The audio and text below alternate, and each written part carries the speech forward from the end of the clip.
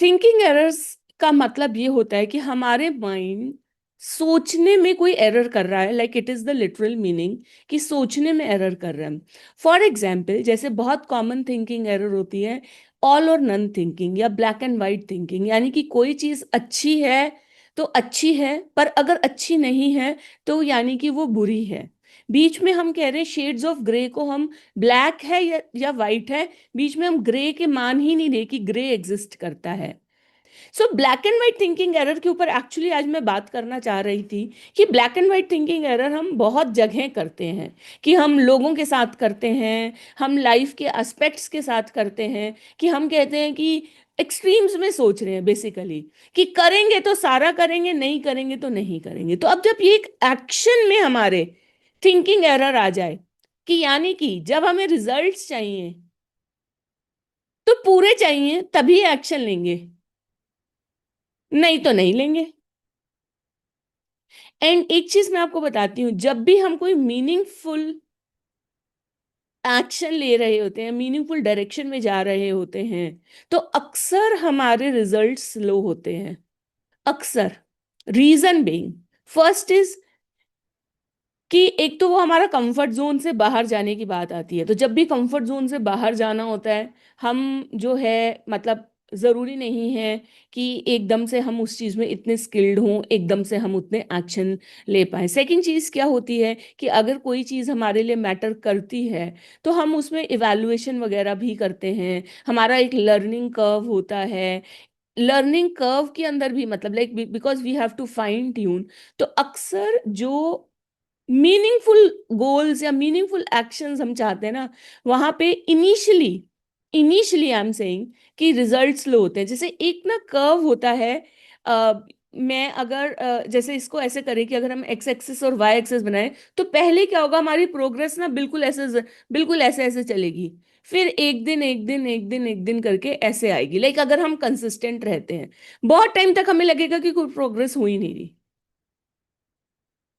क्योंकि जो प्रोग्रेस होती है वो एक्सपोनेंशियल होती है। और एक्सपोनेंशियल में ऐसा होता है कि शुरू में आपको बिल्कुल प्रोग्रेस दिखेगी ही नहीं, दिखेगी नहीं, but when you stay continuous with it, all of sudden एकदम से बहुत ज्यादा प्रोग्रेस हो जाएगी।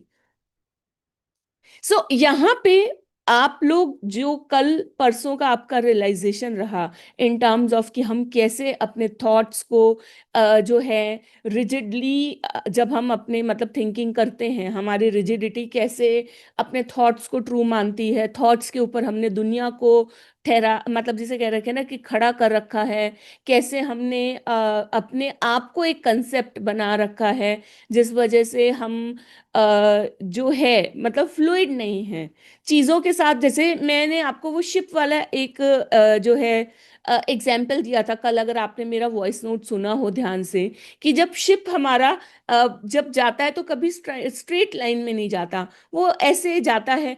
अब आप ये सोचिए कि अगर वो शिप अपने एनवायरनमेंट के साथ मतलब वो फीडबैक ना ले रहा हो, फीडबैक मैकेनिज्म ना हो, तो शिप तो गलत डायरेक्शन में चला जाएगा ना, चाहे उसने अपनी कितनी अच्छी डेस्टिनेशन डाल रखी हो। जो जीपीएस है उसमें दो चीजें होती है कि एक तो डेस्टिनेशन से उसने शॉर्टेस्ट पाथ निकाला, दूसरा ये है कि वो अलाइंड भी तो है ना करंट मोमेंट से।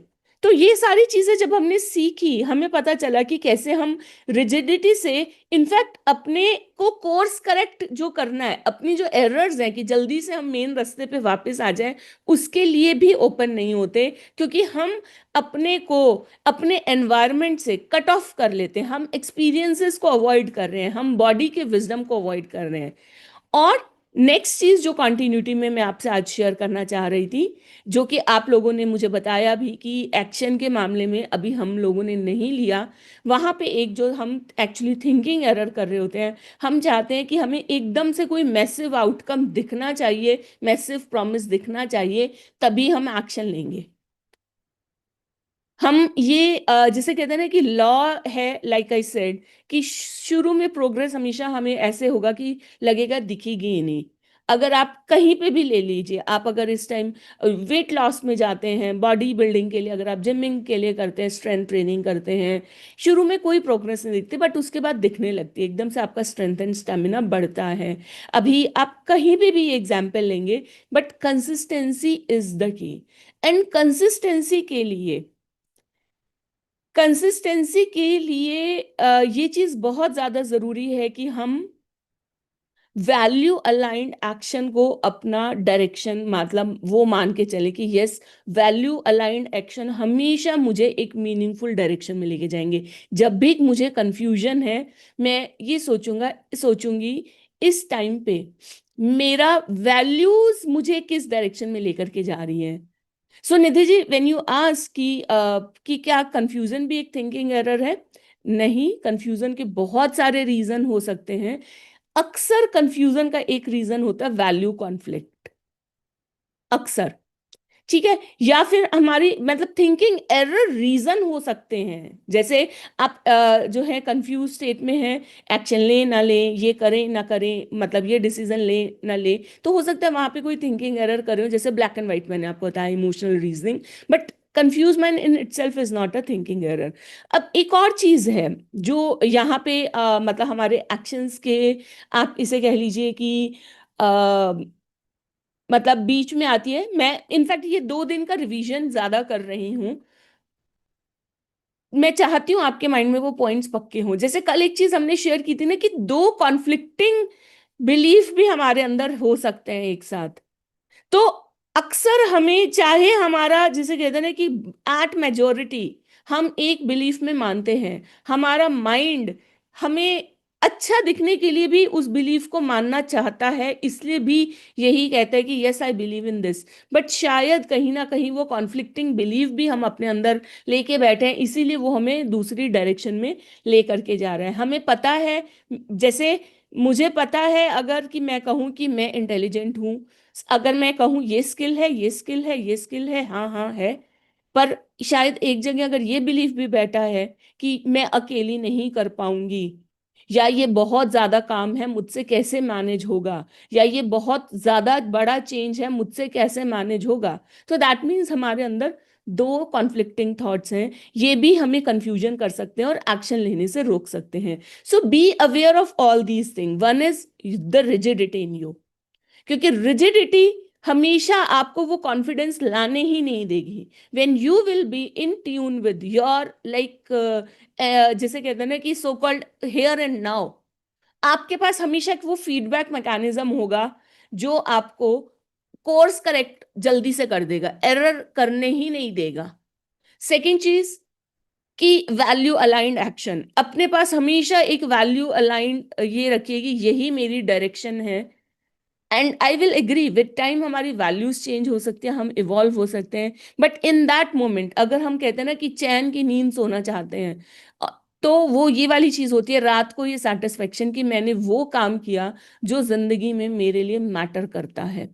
और कभी कभी क्या होता है कि हम ना मतलब अगेन सारा जिसे कहते हैं ना कि एक साथ जैसे मैंने यहाँ पे दिल्ली मेट्रो का बहुत मतलब एग्जाम्पल देती हूँ।